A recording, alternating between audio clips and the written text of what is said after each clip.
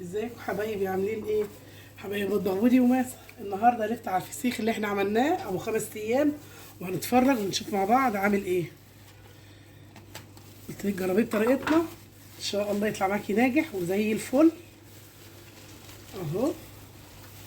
اللهم بارك، يعني حاجه ما شاء الله زي العسل. انا مش هطلع الكميه كلها النهارده.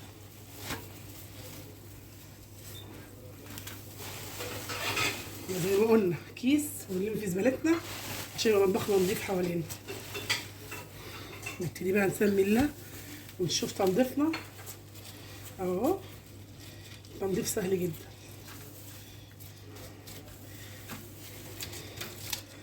اهو، زي ما معودين كده واحنا واقفين.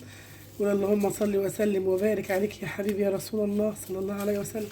شايفه تنظيفه سهل جدا، وعاملاه بنظافه في بيتك وانتي ضمناه وانتي منضفاه. يعني بقى عشان نشوف الزبده اللي احنا عاملينها ما شاء الله عامله ازاي. نفتح كده اوريكم حاجه حلويات والله. اهم شيء كيس جنبك وتلمي فيه كل حاجه وتطلعها بره الشقه اول باول، ما تخليهاش.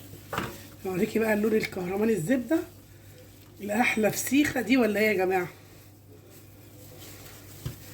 اللايك والشير وتفعلي الجرس علشان كل جديد يوصلك من مطبخ ودي وماسة. شايفين اهي؟ شايفين اللون جميل ازاي؟ شايفين لونها عامل ازاي؟ والطعم بقى اللهم بارك اللهم بارك. زبده. شايفين الشكل؟ هنفصل دي كده في التنظيف.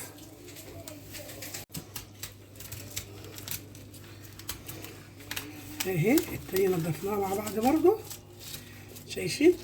اسهل من كده مفيش. زبده. عملنا الفسيخ بتاعنا بطريقتين، قبل كده عملناه متنضف والحجم اصغر من كده. هنسيب لكم برضو اللينك بتاعه تحت الفيديو ده.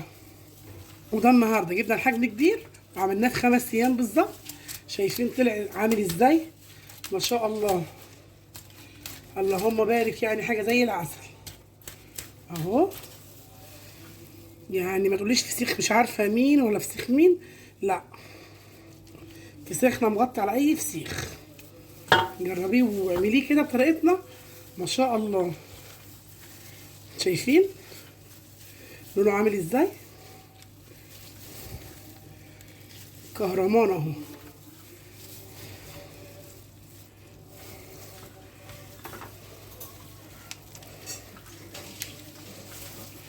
اهم شيء وانت بتنضفي كده تخلي بالك عشان تطلع معاكي كلها حلوه وانت بتعمليها. وفصلنا الشوكه بتاعتها